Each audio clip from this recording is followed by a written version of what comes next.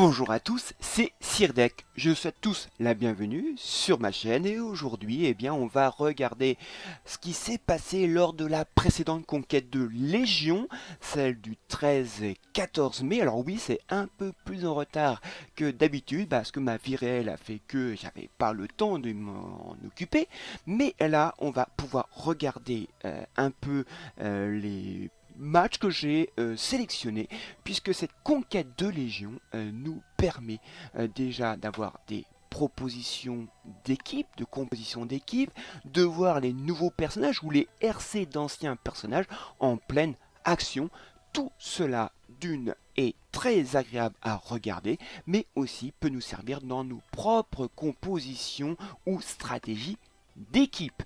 Je vous rappelle que j'ai un Discord dont vous avez le lien dans la description où on peut discuter notamment de cette conquête de Légion. Je vous propose de regarder cela après le jingle. Bien, avant de vous montrer d'abord les affiches des huitièmes de finale, je vous rappelle que je répartis chacune de ces légions en 5 catégories. Je m'appuie pour ça sur 3 indices. D'abord, combien a de joueurs dans le top 50 du duel galactique la Légion. En effet, il faut 9 joueurs pour faire les 5 équipes que nécessite cette conquête de Légion. En effet, si elle a plus de 9 joueurs dans le top 50, déjà ces équipes vont être extrêmement fortes et très difficiles à déloger. Donc cet indicateur est important de savoir la puissance des équipes puisque c'est un combat PVP, cette conquête de Légion. Mais toutes les Légions n'ont pas des joueurs dans le top 50 du duel galactique, donc je m'appuie sur deux autres indices, le classement de la Légion dans le classement des contributions de Légion et ses contributions. Pourquoi je prends ces deux indices? Parce que des fois, le 8e et le 9e ont une contribution très différente, il y a un très gros écart. Et la contribution, c'est extrêmement important puisque plus la contribution est forte, plus la Légion a à sa disposition des joueurs actifs, donc une grosse réserve sans pour autant qu'il soit dans le top 50 du duel galactique. Du coup, ça me fait 5 catégories. Les favoris sont dans la catégorie SS en rouge. Après, vous avez les outsiders, ceux qui vont essayer de déloger ces favoris et de, pourquoi pas, réussir à gagner ces conquêtes de légion. Ils sont en S en jaune. Après, dans la catégorie A, c'est les légions à surveiller, qui peuvent faire des coups d'éclat et essayer d'aller le plus loin possible jusqu'à la finale. Pourquoi pas? Rêvons d'une victoire à la conquête de Lyon, même si c'est assez difficile quand on est dans la catégorie A, mais ce n'est pas impossible. La catégorie B, c'est des légions dont le premier défi déjà va être de faire l'ensemble des équipes, avoir sous la main 9 joueurs pour faire les 5 équipes. Et quand ils réussissent, attention, il faudra aussi avoir un regard sur ces légions qui parfois ont un très beau parcours. Dans la catégorie C, c'est les légions surprises, celles qui ne sont pas dans le top 16 de contribution de légion. Donc, voilà, on va les regarder malgré leur faible contribution. Est-ce qu'ils vont pas créer un peu une petite surprise sur leur parcours? Bien, maintenant regardons d'abord les affiches des huitièmes de finale. La première affiche, Rai Token 2, un outsider contre le grand favori The Witcher, multiple vainqueur de suite de cette conquête de Légion. Mais The Witcher a déjà un adversaire un peu sérieux. En effet, Rai Token 2, vous voyez, a 4 joueurs dans le top 50 duel galactique. Donc ça peut déjà faire 3 bonnes équipes très solides avec des joueurs de PvP très aguerris. Ils ont par contre une contribution vraiment en deçà de 274 000 de contribution. The Witcher, un troisième légion très connu, 14 joueurs dans le duel galactique, dans le top 50 du duel galactique et une contribution très confortable, 357 000 de contribution. Le résultat est un 3 à 2, et oui, beaucoup plus serré qu'on ne le aurait pensé. Donc bravo à tous les deux, bravo à la victoire pour The Witcher et bravo à Raitoken 2 pour cette belle prestation. Ensuite, la deuxième affiche, les gardiens contre une légion surprise Elysion. Les gardiens qui sont une légion vraiment à surveiller. Et ils ont maintenant 2 joueurs dans le top 50, quatrième au classement, hein, avec 335 000 de contributions. Là, la première affiche très facile, Elysion n'est même pas dans les 50 premières légions, hein, de ce groupe de serveurs E25 à E30, n'a même pas 45 000 de contribution. Donc là, on s'attend évidemment à un combat contre une légion fantôme. Et c'est ce qui s'est passé. Les gardiens, donc pour ce premier tour, n'ont même pas pu s'échauffer. La fiche suivante est bien un peu pareil. Infinity. Alors Infinity, c'est une nouvelle légion. C'est tout simplement la légion Pandemonium qui s'est renommée Infinity. Eh bien, bon parcours à cette nouvelle ancienne légion, hein, qui est Infinity. Je connais d'ailleurs certains joueurs très sympathiques. Donc une légion très sympathique qui a aussi un tour de chauffe très facile. Ils ont 2 joueurs dans le top 50, hein, Infinity, 7ème au classement, une contribution assez solide, 300 000, hein, face à eux, une légion surprise, élite, inconnue au bataillon, à part qu'elles sont 29e avec 76 000 de contribution. Vous voyez, ça va pas faire un pli, et d'ailleurs, ils ne sont pas présentés. Infinity passe sans avoir besoin de sortir ses armes. L'affiche suivante, une affiche un peu moins déséquilibrée, on va dire. La Night Spirit, mon ancienne légion, 11e, avec une contribution assez satisfaisante, 232 000, rencontre une légion 7 Orda qui a été autrefois très très forte, qui a perdu nombreux de ses joueurs PVP qui sont partis dans une des légions favorites, et je dis depuis un certain temps, elle est en train de se reconstruire quand je regarde ses matchs, et là, eh bien, ça se confirme encore maintenant. Elle est sortie, hein, de ses équipes B et maintenant elle réintègre ce groupe A puisqu'elle a un joueur dans le top 50, un classement de 6ème avec une contribution maintenant très solide, 310 000. Donc là, la rencontre est fort déséquilibrée quand même.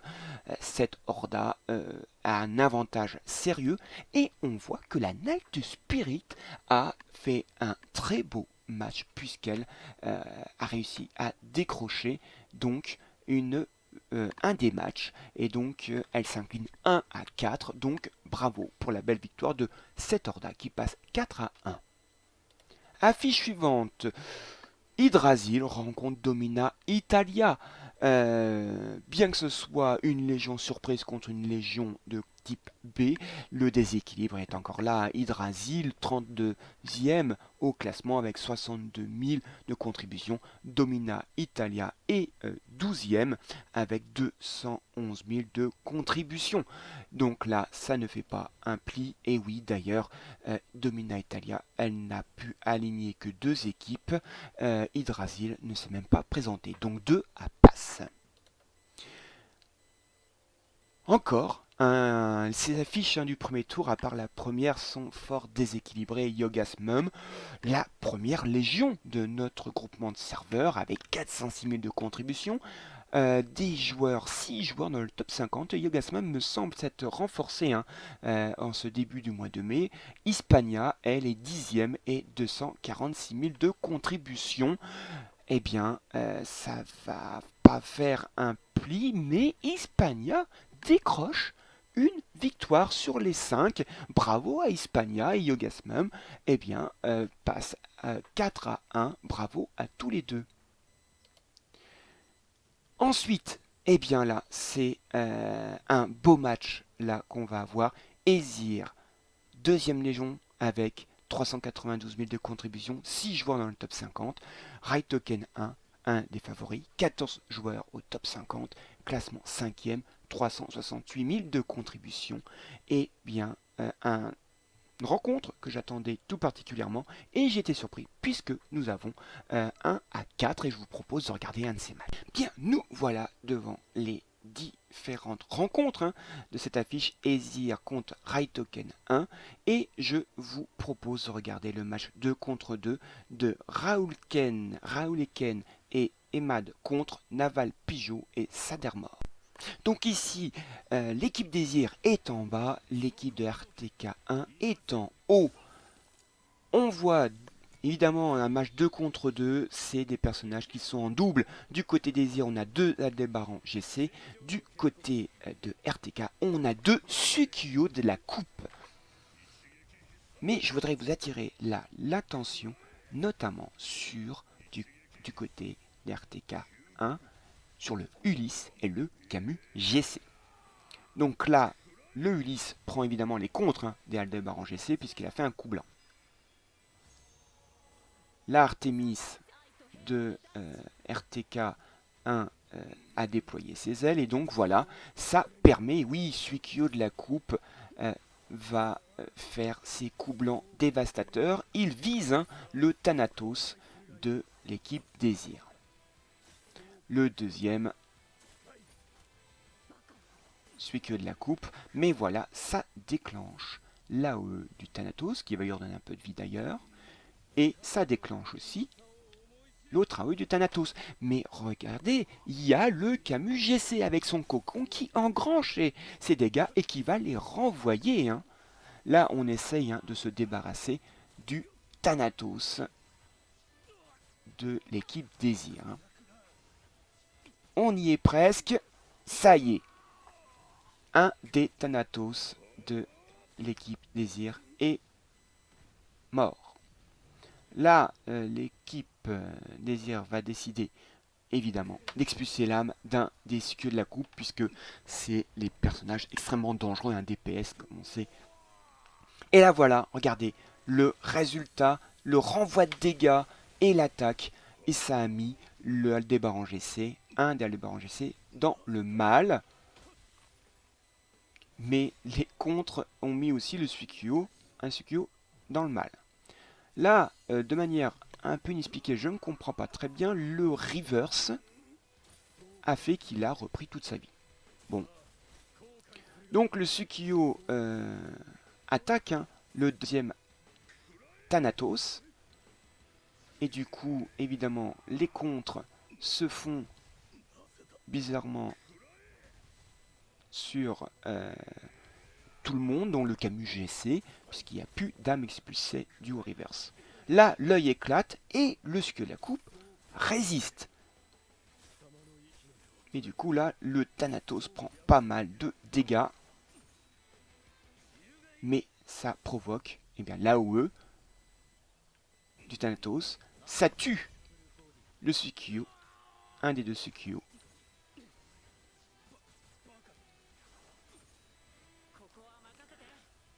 Il double Aesir le Thanatos, un premier coup blanc et un deuxième coup à 2 cristaux. Ça tue le deuxième Thanatos. Deuxième Suikyo, pardon. Allez, renvoi de dégâts du Camus GC et une attaque. Et vous voyez, ça fait pas mal de dégâts. Un des Thanatos est mort. Le dernier Thanatos est mort.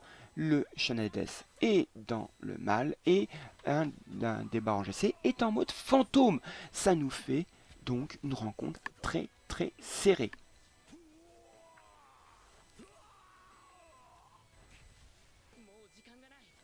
Et c'est là que vous allez voir toute l'importance de Ulysse, déjà, qui a réanimé une première fois Suikyo, mais là vous allez voir il va être encore extrêmement déterminant. Et le Camus GC. Ce Camus GC qui déjà, vous voyez, par ses renvois de dégâts, ces 2 premiers tours, a fait éliminer pas mal de personnages de l'équipe Désir.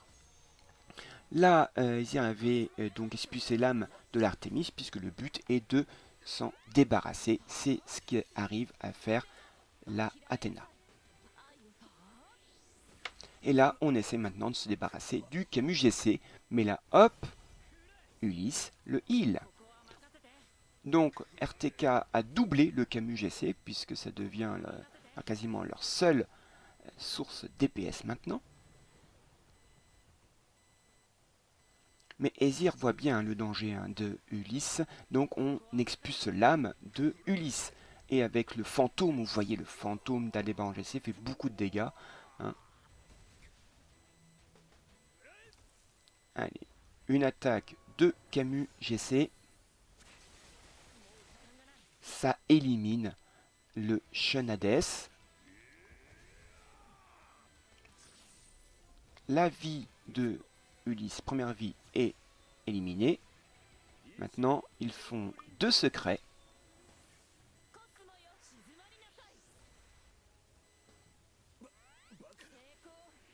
Là, Athéna va essayer d'éliminer le Camus JC. Et là, le Ulysse heal de nouveau.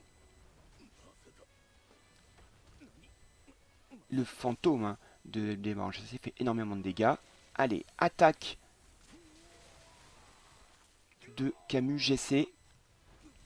Mais voilà, le renvoi, la contre-attaque de Camus GC a provoqué le renvoi la contre-attaque d'Aldebaran GC, pardon, a mis fin. Et là, vous voyez, Ulysse a mis en sommeil Aldebaran GC et a fait un contre. Et là, 2 secrets maintenant à chaque fois grâce à Shenades.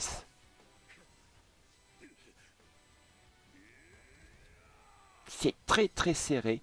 Premier secret, on heal. Deuxième secret, renvoi de dégâts. Et voilà, victoire de Raitoken 1, notamment avec ce match incroyable où on pense que c'est les Suikyo de la coupe, les 2 Suikyo de la coupe qui vont faire la game. Et en fin de compte, pas du tout, c'est Camus GC avec ses renvois de dégâts de son cocon. Et un Ulysse à chaque fois présent dans ses rencontres 2 contre 2 ou 3 contre 3. Un Ulysse qui heal, qui réanime, qui fait les renvois de dégâts. C'est vraiment un personnage extrêmement impactant. On n'en parle pas beaucoup, mais c'est un personnage vraiment extrêmement intéressant. Dernier match, très déséquilibré aussi, malheureusement. Une légion surprise outre-monde, 47e, avec 45 000 de contribution face à ma légion 47 Ronin, 8e, et une contribution très solide de 290 000. Et donc c'est un 5-0. Comme ça, ma légion 47 Ronin passe sans vraiment avoir eu besoin de s'échauffer. Voilà les affiches de ce quart de finale avec une première affiche très intéressante. The Witcher, qu'on ne présente plus, multiples vainqueurs, et la Légion Gardien.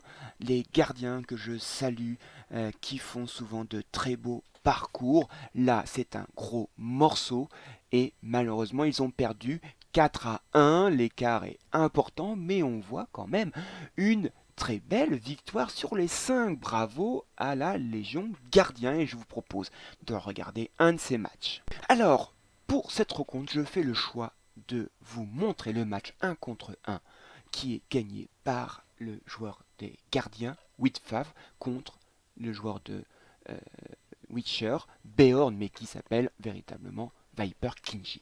Alors j'ai choisi cette game pour plusieurs raisons.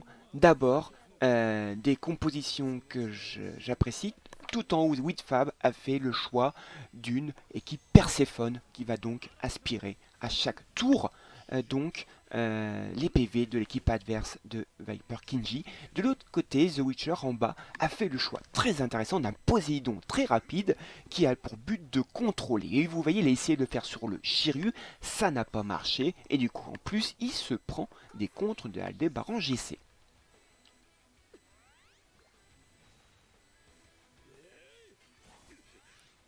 Alors là, vous allez voir, le Viper Kinji fait le choix de chercher à éliminer le plus rapidement possible la Artemis du joueur des gardiens.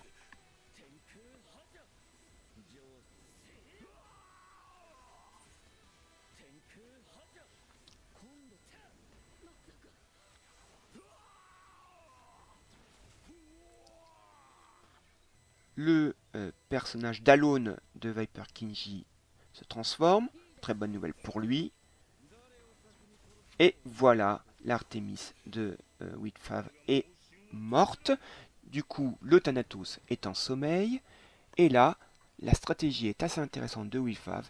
Il expulse l'âme du Thanatos. Vous allez voir pourquoi après. Donc là, c'est le Alone de Viper Kiji qui fait une attaque sur la Perséphone. Ça lui enlève des points, mais elle tank bien. Le Thanatos se réveille puisqu'il va faire son Naoe. Et là, le joueur gardien, vous voyez, il n'est pas très bien, mais son Shiryu se transforme et donc va protéger pas mal de personnages de son équipe. Le Alone de Whitfaf se transforme aussi. Et c'est-à-dire à lui de jouer. Il lance tout de suite une attaque sur, eh bien évidemment, l'âme de Thanatos. Du coup, il tue le personnage. Il peut jouer une deuxième fois. Il lance cette attaque sur la Artemis de Viper Kiji qui est déjà dans le rouge.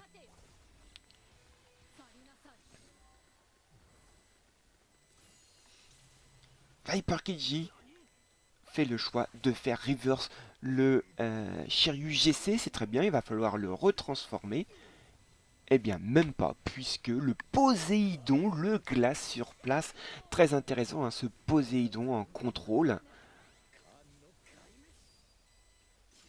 Ça, c'est le Alone de Viper Kiji qui essaie d'éliminer la débat en GC et ça ne marche pas. Donc il n'y aura pas de deuxième tour. Hein. Et pendant cela, la Perséphone met ses petits terrains. Le Alone de Wivfav lance une attaque sur le Shaka Yashiki qui meurt. Du coup, il a droit à une deuxième attaque. Et il va viser le Poséidon. Mais celui-ci, eh bien, tank bien. Vous voyez, la Perséphone aspire les PV. Hein. Du coup, eh bien, ça permet à Witfav d'avoir des personnages affaiblis. D'ailleurs, le personnage de Alone rejoue et après c'est la Athéna qui tue le dernier personnage de Viper Kiji. Voilà, très belle victoire de Whitfaf. Voilà, très beau match hein, de cette affiche Whitfaf contre Viper Kiji, hein, avec, eh bien, j'ai trouvé ces deux compositions très intéressantes, cette Perséphone sans chion sur pli et du côté de Viper Kiji, un Poséidon très rapide dans le but de contrôler, très intéressant et d'ailleurs on verra sans doute beaucoup plus de Poséidon avec le hub de Tétis mais aussi avec bientôt son book qui va sans doute le rendre encore plus rapide.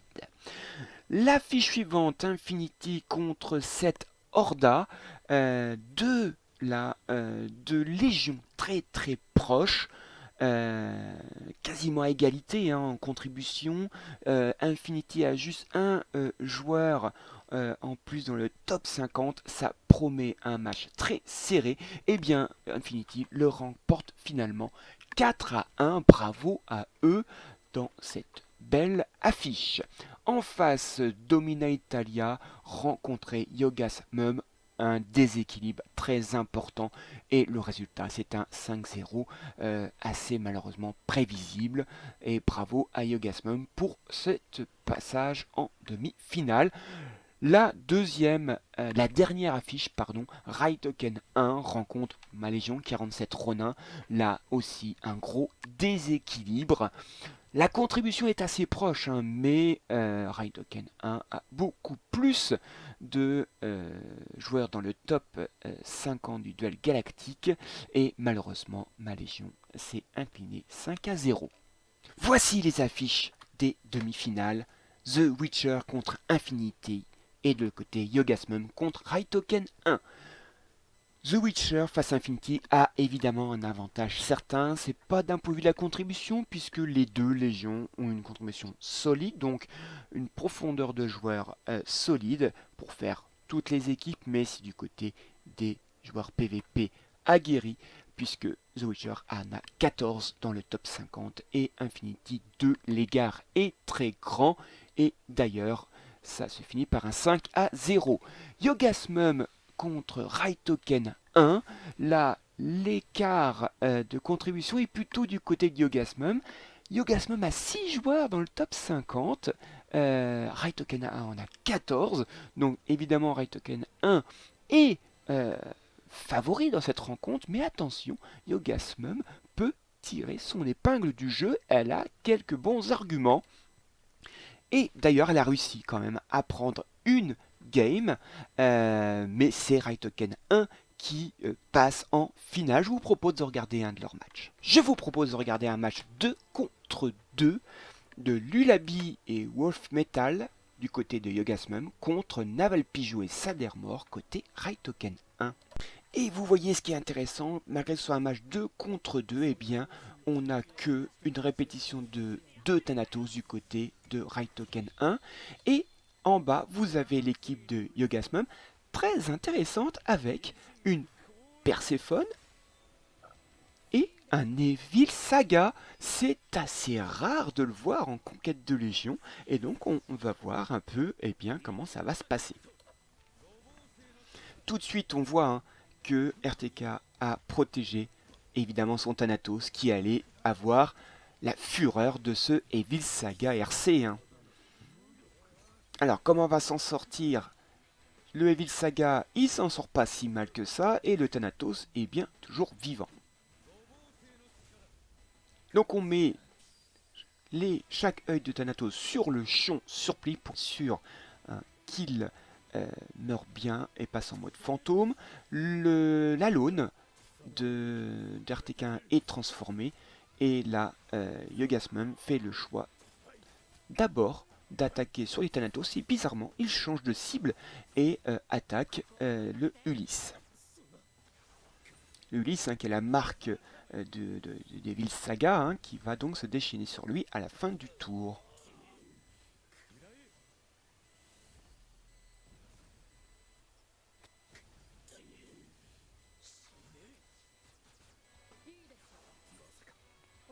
Alors la Perséphone qui n'est pas protégée, comment ça va se passer quand les œils de Chion surplis vont éclater? Là, le Evil Saga vise évidemment le Ulysse pour se déchaîner sans perdre de vie. Est-ce qu'il va réussir à le mettre en fantôme? Et non, le Ulysse survit. La Perséphone aspire ses PV, ça permet peut-être de réduire l'écart entre les deux équipes. Là, Artemis fait un reverse sur le Ulysse pour enlever ses secrets. Et voilà, de nouveau, le Evil Saga va s'attaquer au Thanatos, mais il a été protégé encore une fois par le bouclier de Chion surplis, ce qui est bien contre cette attaque d'Evil Saga.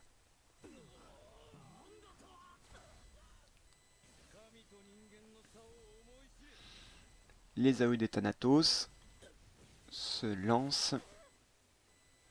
Allez, une attaque d'Alone des joueurs de RTK sur le Chion surplis. Et c'est la Perséphone, vous voyez, qui tank 2 œils. Et vous voyez, la première fois la Perséphone a réussi à tanker, la deuxième fois elle y passe. Très bonne stratégie des RTK ici pour éliminer tout simplement la Perséphone. Là, le joueur des RTK espérait éliminer Alone, malheureusement ça ne marche pas, donc il se dirige vers le Chion surplis, parce que c'est ce bouclier qui contre, le bouclier de Chion surplis qui contre les attaques de ce Evil Saga. Il faut en terminer avec ce Chion surplis pour que Evil Saga puisse attaquer dans toute sa puissance. Ça y est, le Chion surplis est éliminé, on met une marque sur le Ulysse, pour que l'attaque de fin de tour de Evil Saga ne lui coûte pas des points de vie. Et malheureusement, ça ne suffit pas à tuer le Ulysse. Là, le Evil Saga va se déchaîner sur le Ulysse et il va réussir à avoir le fantôme. Mais est-ce que ça va suffire pour tuer le fantôme de Ulysse? Et non, le Evil Saga n'est pas assez fort. Il y a une différence de boxe notable.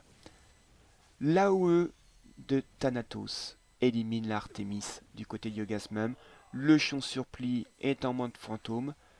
Un des Thanatos du coup est en sommeil, puisqu'ils ont tué la Artemis, et un des Thanatos tue le Suikyo de la coupe. Là, c'est le Alone qui va faire son attaque sur le Evil Saga qui meurt. Voilà. Belle tentative hein, du côté de Yogasmum avec ce Evil Saga, avec cette Perséphone, mais ça n'a pas marché. Il aurait peut-être fallu protéger sans doute la Perséphone avec le bouclier de champ surplis. Hein,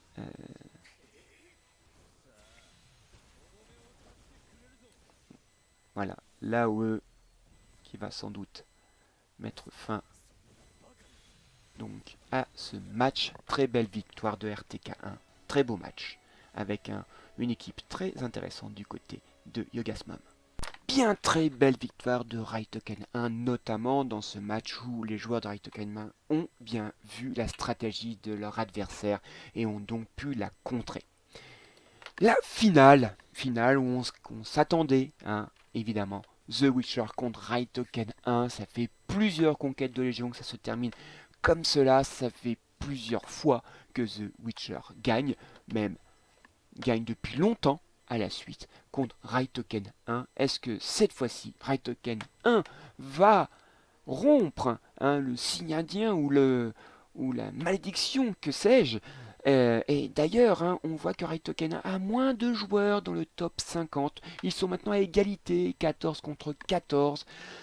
The Witcher a un peu plus de contributions, dont Raitoken 1 arrive, suivant les indices, un peu moins fort que d'habitude, et eh bien il remporte cette conquête de Légion contre The Witcher.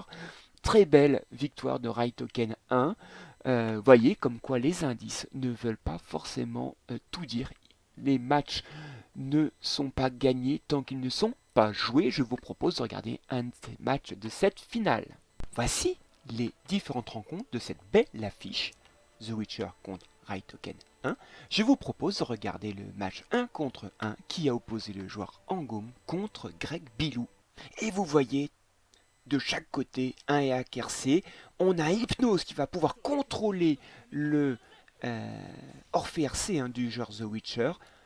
Et donc, pardon, et on a une Pandore Trident du côté de The Witcher qui va être très gênante. Et vous voyez que le EAC de joueur RTK eh bien, lance dans les airs la Pandore Trident.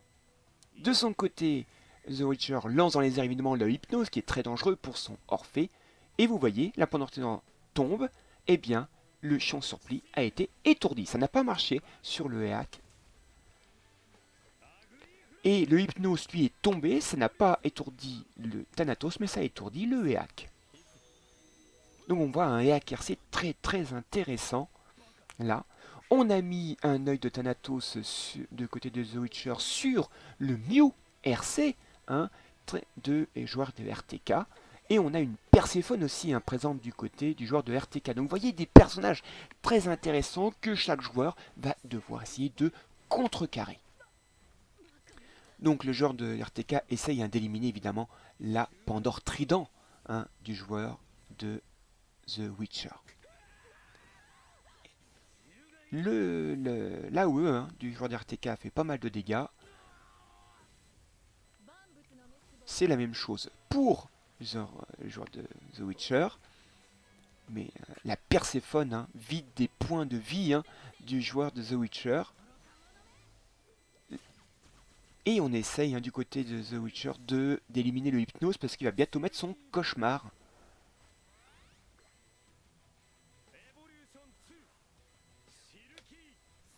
Et vous voyez hein, ce Mew RC qui lance des contre-attaques.